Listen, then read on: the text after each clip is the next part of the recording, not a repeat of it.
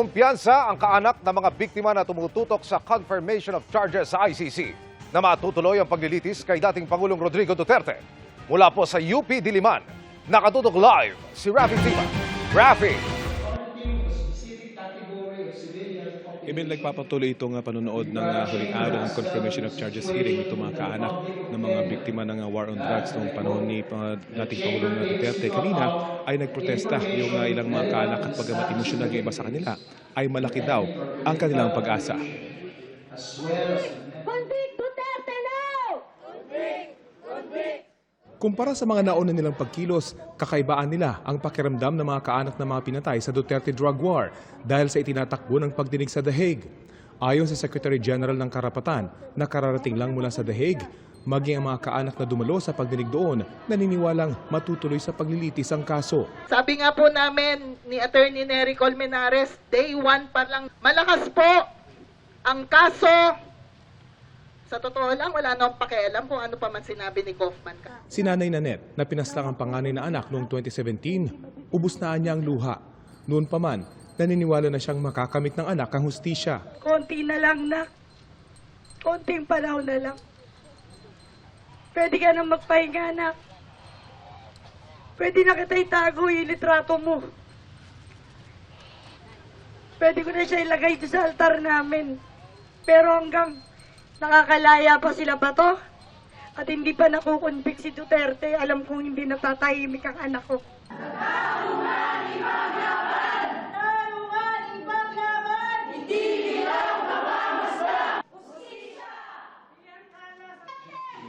Kanina nagsagawa din ng candlelighting ceremony ang mga kaanak ng mga namatay ng war on drugs dito sa Gusali, kung saan sila nakatutok sa huling araw ng confirmation of charges hearing sa The Hague sa pamamagitan ng live streaming. Isa-isang binanggit ng mga kaanak ang pangalan ng kanilang mga mahal sa buhay na pinatay. Kapag natapos na itong confirmation of charges hearing ay matyagang nilang hihintayin ang magiging desisyon ng ICC Trial Chamber at umaasang magiging pabor sa kanila ang desisyon. Ayon sa mga kaanak email ay ipagdarasal nila na manaliting malusog si dating Pangulong Duterte para mabigyan siya ng pagkakaot na dumaan sa paglilitis hanggang sa siya ay makonvict, prosesong hindi raw ipinagkaloob sa kanilang mga mahal sa buhay. Yan ang latest mula dito sa UP. Emil? Maraming salamat, Rafi Tima.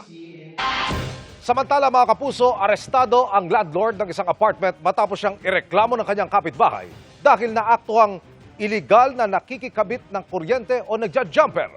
Narito ang aking pagtutok. Lumapit sa resibo si alias Tanya, isang residenteng nababahala na sa ginagawa ng kanyang kapitbahay. December 23, wala na silang kuryente. Siguro, hindi na talaga sila pinakonekta ng kuryente kasi nga yun nga, pahirapan singilin. Tapos nung nag-December 24 ng gabi, nagulat kami may kuryente na sila. Ang kanyang pagtataka, natuldukan ng maresibuhan ni Tanya ang iligal na gawain ng kapitbahay. Ayun po, ayun. Ayan pong wire na yan, no? Nakatap doon. Yan na mismo. Sa pagpamanman ng resibo sa lugar, napag-alaman namin na ang inireklamong kapitbahay, hindi lang pala basta residente sa kanilang komunidad. Isa pala siyang landlord na nagpapaupa ng apartment na may 7 unit. Sa gitna ng surveillance ng resibo, lumabas ang lalaki mula sa second floor ng kanyang paupahan. Naglakad sa bubong at saka kinabit ang hawak ng mga kable sa mismong linya ng Meralco.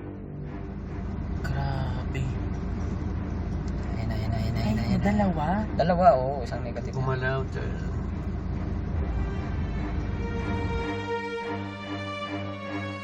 Dahil sa naaktuhang pagja-jumper ng lalaki, inilapit na ng resibo sa Meralco ang reklamo. Given the weight of the evidence against the perpetrator, malamang sa hindi, we have an airtight case.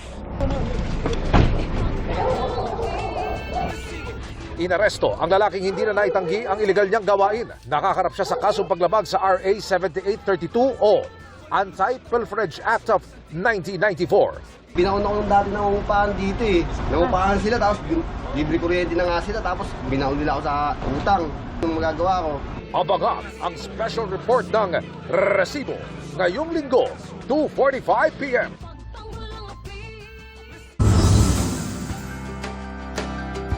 Sa pagtatapos ng Oral Health Month, taos-puso po kaming nagpapasalamat sa lahat ng nakiisa sa ating Ngiting Kapuso Project.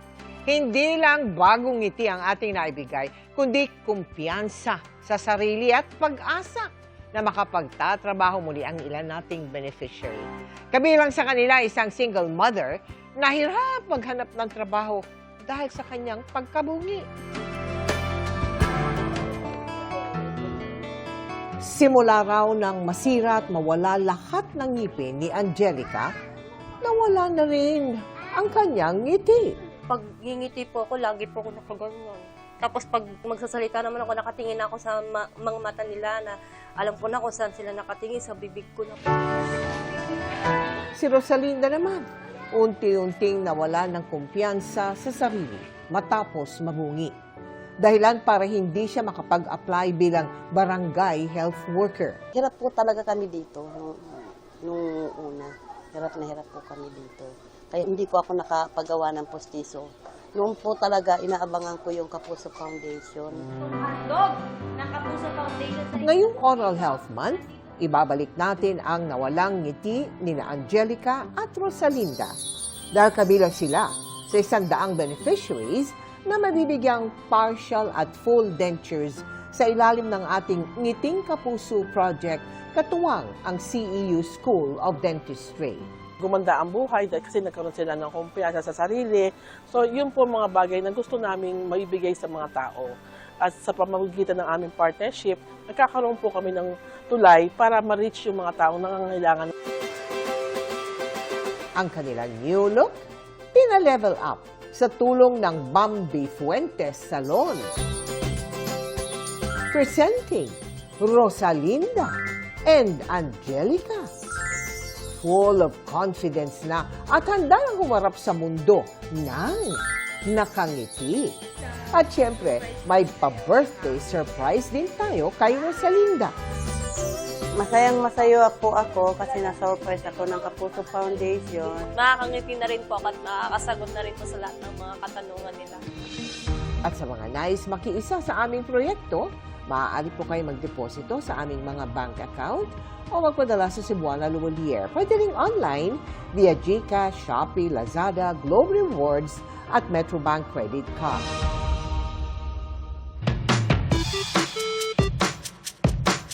Magandang gabi mga kapuso. Ako po ang inyong Kuya Kim na magbibigay sa inyo ng trivia sa likod ng mga trending na balita.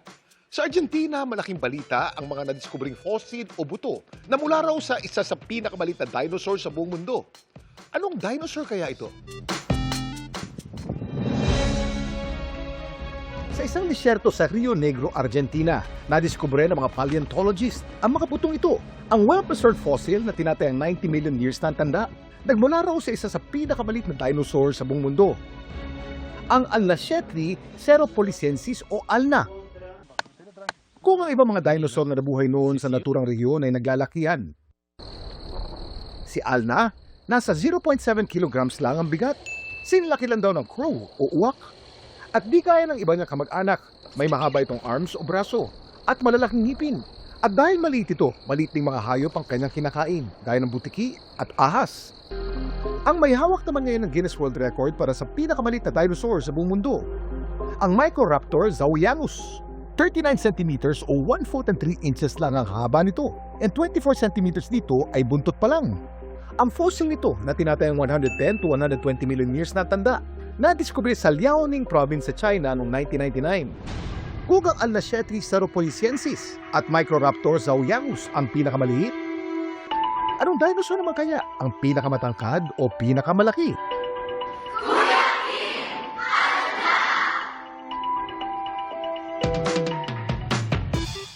Ang may hawak ng Guinness World Record para sa tallest dinosaur ay ang Sauroposeidon.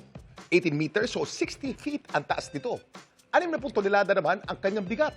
Ang fossil ng Sauroposeidon na nabuhay 110 million years na nakakaraan, nadiskubre sa Oklahoma sa Amerika noong 1994. Samantala, para malaman ang trivia sa likod ng viral na balita, ay post o comment lang, #Kuya Kim, ano na.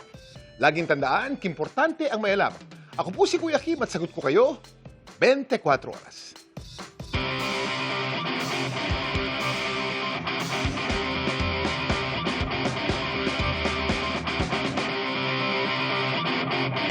Ika nga, walang makapagsasabi kung kailan tatama ang sakuna. Pero pwedeng-pwede itong paghandaan para manatiling ligtas. Ang lindol, pagsabog ng bulkan, pagbaha at iba pa. All in sa hazard assessment website ng DOST PHIVOLCS na one click away lang sa ating mga cellphone. Tara, let's change the game!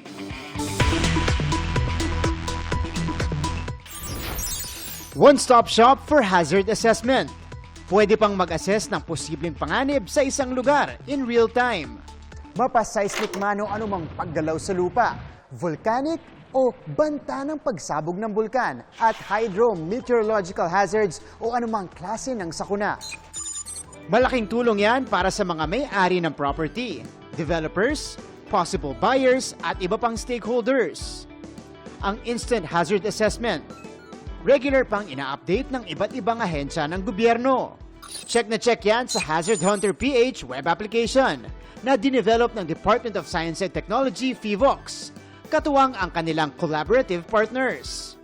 Accessible ito online at free for public use. Ang Hazard Hunter PH ay isa sa mga web applications na dinevelop under the GeoRisk PH project. Ito ay multi-agency funded by DOST and monitored by PSHERD. Layo ng proyekto na payabungin pa ang kaalaman ng publiko hinggil sa iba't ibang klase ng sakuna. Kaya pagdating sa data-driven decisions, gaya ng bibilhing property o pagpapagawa ng dream home, may makakatuwang na sa Hazard Hunter PH. Ang pagbuo ng Hazard Hunter ay inabot ng halos isang taon mula nang ma-launch ang GeoRisk noong August 2019. Mas napadali ang pag-collect ng information para ma-generate ang kumpletong hazard assessment. Gamit lang ang iyong gadget o mobile phone. We're one click away from a science-based hazard assessment. Pwede mong click na go to map view. Pwede mo na ngayon i-zoom, hanapin yung location na gusto mong i-check. Punta tayo sa GMA. And then, pwede na po natin makita agad yung result in just a few seconds. Seismic hazards. Okay. Makikita po natin yung nearest active fault. Kung makikita niyo po yung line na color blue, tuturo niya po kung saan sa mapa yung pinakamalapit na active fault sa ating location. Ito pong broken line na yan, nagre-represent po yan ng fault. Tapos makikita natin na safe tayo sa ground rupture, pero hindi po ibig sabihin na safe na tayo sa lindol. So makikita natin yung ground shaking prone intensity level 8, no? Nearest active volcano. So malapit approximately 6.9 kilometers tayo from north of Taal. And hydrometeorological hazard, or yan. Under nyan yung flood, rain-induced landslide, storm surge, and severe wind. Tapos makikita rin po natin dito sa map yung mga open spaces. Ayan. Sa mga safe open spaces in case po na nagkaroon ng lindol. Tapos makikita rin po natin yung mga earthquakes. Ito po yung magnitude range, and pwede rin nating ma-download yung reports, ano yung recommendation. Hazard assessment at your fingertips na makakatulong sa disaster preparedness ng ating mga kapuso. Para sa GMA Integrated News, ako si Martin Javier. Changing the game! Mga kapuso, posibleng magbalik sa weekend ang amihan pero kaunting lugar na lamang ang maapektuhan. Ayon sa Pag-asa, maaaring sa may hilagang Luzon na lamang yan habang yung mainit na easterlies pa rin ang iiral sa malaking bahagi ng bansa. Base sa datos ng Metro Weather, sa ilang bahagi na lamang ng Mindanao mataas ang tsansa ng ulan bukas. Magiging maaliwalas ang panahon sa halos buong bansa sa linggo, maliban lamang sa mga kalat-kalat at panandaliang ulan sa ilang lugar pa rin sa Mindanao, pati sa ilang bahagi ng Visayas at Mindanao pa. Samantala, abangan ang total lunar eclipse sa March 3, Martes sa susunod na linggo. Ayon sa Pag-asa, ang buwan ay matatakpan ng anino ng mundo at magbumukhang kulay pula, kaya tinatawag ding blood moon. Inaasahang mag-uumpisa ito 7:04 p.m. at magtatagal hanggang 8:03 p.m. Setyembre, noong nakaraang taon pa huling naobserbahan ang total lunar eclipse sa Pilipinas. Sakaling hindi mo masilayan ang total lunar eclipse ngayong taon, sa hating gabi na ng December 31, 2028, ito ulit magiging visible sa bansa. Sa Martes, wala namang bagyo at posibleng maging maaliwalas ang panahon sa malaking bahagi ng Pilipinas, pero may tsansa pa rin ng localized thunderstorms sa ilang lugar, lalo na sa Mindanao.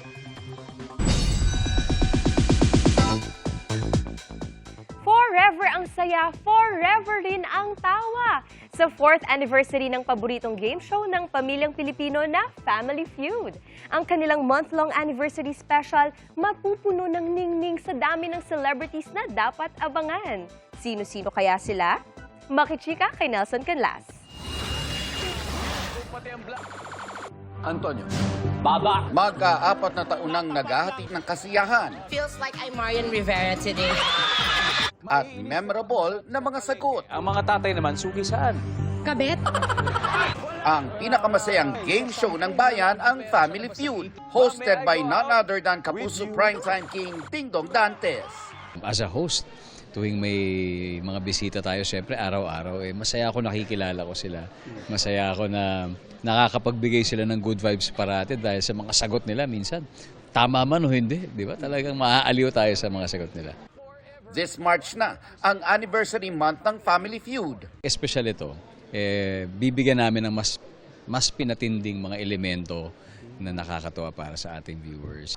Kabilang sa mga aabangan ang pagsali ng showbiz icons tulad ni Hilda Coronel, Dina Bonevi, Carmi Martin. Happy 4th anniversary to Family Feud and thank you so much! Nako, nakaka-proud talaga. Parati kong pinapanood ang Family Feud kasi pinapasaya nila ang maraming Pilipino all over the world. Makikisaya din ang grupo ng Bex Battalion at its Showtime hosts headed by Vice Ganda. Thank you very much to Family Feud kasi dami yung napapaligayang mga Pilipino. Kahit pag hindi ko siya napapanood sa TV, kahit sa TikTok, online pinapanood ko siya, nakaka-happy siya malaking bagay yung ngayon pag napapasaya natin yung mga kababayan natin. But wait, there's more. Dahil hindi lang ang mga studio contestants ang garantisadong matutuwa, kasama rin ang team bahay pagdating sa mga papremyo. Sa audience, ako, syempre, bukod sa 5,000 na matatanggap nila tuwing may tamang sagot sila, may additional prize pa para sa kanila. Pero ito talaga, tandaan natin, dahil every week, sa mga nanunood, di ba, sa mga sumasali sa Guest to Win promo, kasi all throughout the day, makikita na nila yung mga questions. Hindi lang dito sa Family Feud. Magmula tanghali, hapon hanggang gabi, nakakalat yung Guest to Win promo questions natin. Every week, worth 500,000 ang mapapanalunan nila. Nelson Canlas, updated sa Showbiz Happenings.